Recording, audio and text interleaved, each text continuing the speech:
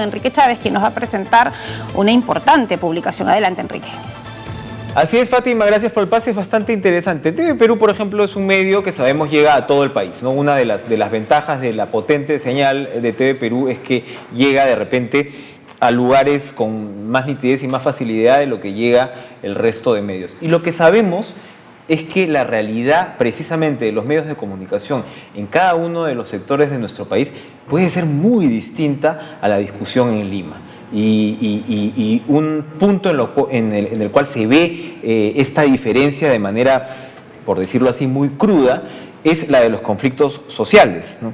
Y a propósito, Hildegard Willer, que es una periodista e investigadora alemana radicada en el Perú, acaba de publicar con el Instituto de Estudios Peruanos este interesante libro, esta interesante investigación, Esferas Públicas Locales y Conflictos Sociales, que trata precisamente, ahí lo vemos, trata precisamente de, o sea, Hildegard lo que ha hecho es ingresar a la realidad de determinados conflictos sociales, sobre todo en Puno y Madre de Dios, y de alguna manera mostrarnos cuál es el papel allí de los, sobre todo de los medios de comunicación y los periodistas y qué rol juega. Hildegard, gracias por estar con nosotros esta mañana. Muchas gracias, Enrique, por la oportunidad. Cuéntenos, ve usted sobre todo lo que les comentaba, los casos en Puno y Madre de Dios. Exactamente, el estudio consiste en dos partes.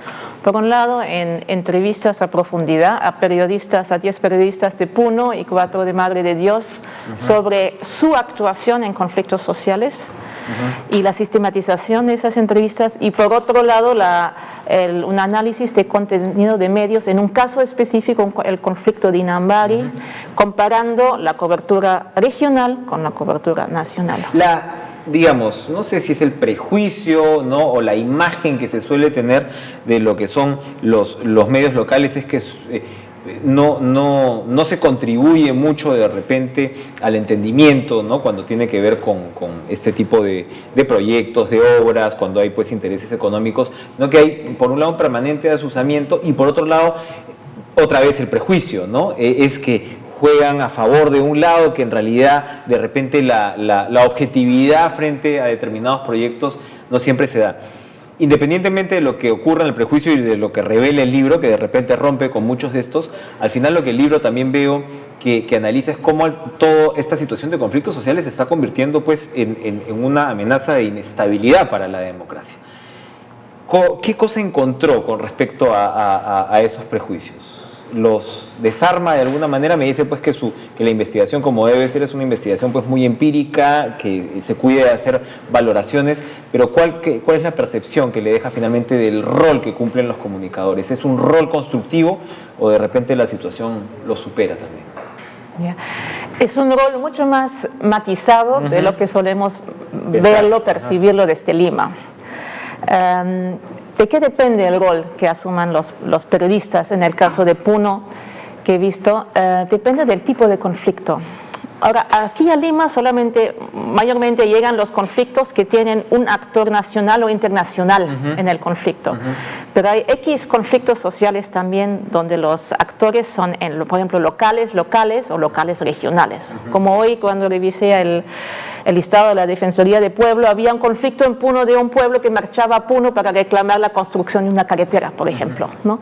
Entonces, yo he visto toda la gama de conflictos, no solamente esos conflictos donde, por ejemplo, hay un actor internacional para una claro, obra, y como ¿no? dices, el que Lima le presta atención porque tiene que ver con el tema de la inversión, ¿no? Y la imagen que se puede Exacto. dar. Y por eso, la visión que he tomado es desde los periodistas, ¿qué están viviendo ellos? Entonces, ellos están, su actuación en esos conflictos donde, por ejemplo, los actores son locales, regionales, puede ser mucho más constructivo y hasta de mediadores, por ejemplo, abriendo canales de comunicación donde no las hay o poniendo gente a una mesa que nosotros no solemos percibir ahí.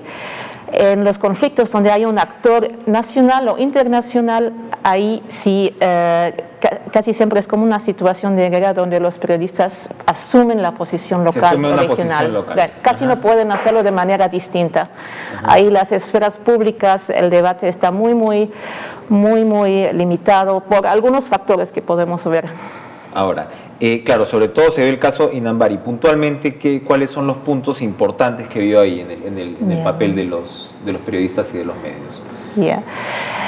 Sobre el caso de Inambari, hace 5 años yo hice una comparación entre cómo reportaban los medios impresos nacionales y 2 o 3 medios regionales de Puno. Y es distinto totalmente. Era distinto. Era de hecho 2 momentos claves que investigué. Una vez que vino Lula a Lima, y justamente para ver también el acuerdo energético que iba a incluir la construcción de la hidroeléctrica de Inambari, y por otro lado la visita de un viceministro de Energía al pueblo de Inambari para explicarle al pueblo de Inambari cómo se iba a hacer.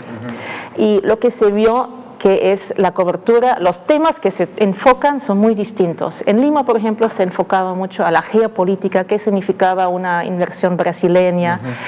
Se enfocaba también del lado crítico al tema ambiental, y había también un cierto, digamos, una tipificación de los puneños rápidamente como los violentistas, ¿no? Mientras que del lado puneño rápidamente lo único de hecho enfocado era, mira, están decidiendo en Lima y no nos toman en cuenta. Exacto. Eso fue el tema. Y eso fue hasta que una sensibilidad muy grande, por ejemplo, la visita del viceministro a Inambari fue truncado. Él salió muy bruscamente, aparentemente por algún miedo que le suscitaban también los pobladores. Eso en Puno fue considerado como una ofensa, ¿no? Por lo menos una cosa no cortés salir así tan rápido. Mientras aquí en Lima se fue no reportado, de hecho, no fue no reportado, fue una realidad no percibida. Hay entonces, como revisábamos, una constante de el actor local que tiene muy en cuenta el sentirse valorado o respetado, es decir, de tener una relación de alguna manera de repente pues un poco más horizontal, y eso es algo que no se toma en cuenta mucho desde los medios en Lima, o sea, el componente de exigir, de la demanda de respeto, ¿no? La demanda de respeto, que por supuesto corresponde también a un Estado centralizado que tenemos, no solamente es una percepción, sino una realidad política. Pero yo creo, tomando en cuenta el gran poder que tienen los medios locales, y se podría conjugar mucho más con ellos en digamos, tomándolos como socios también, claro, justamente claro. O sea, para transmitir. El medio en situaciones como esa se convierte también en un factor contestatario, ¿no? De demanda de ese respeto que el Estado, en ese caso, no le está brindando, pues, a la parte local, ¿no? Se amplifica de repente ese pedido. Cuando un actor es el Estado nacional o actores internacionales, ¿no? Repito, porque la mayoría de los conflictos son a nivel local y local regional que ni llegan a Lima. En casos exclusivos como Ilave, de hecho sí llegó a Lima, pero tardíamente sabemos, eso sí fue un conflicto de local o local. Exacto. Pero normalmente no llegan. Muy bien. Bueno, Hildegard, muchas gracias por traernos esta investigación, bastante interesante, vamos a revisarla con interés y sin duda pues a los periodistas nos va a servir también para aprender a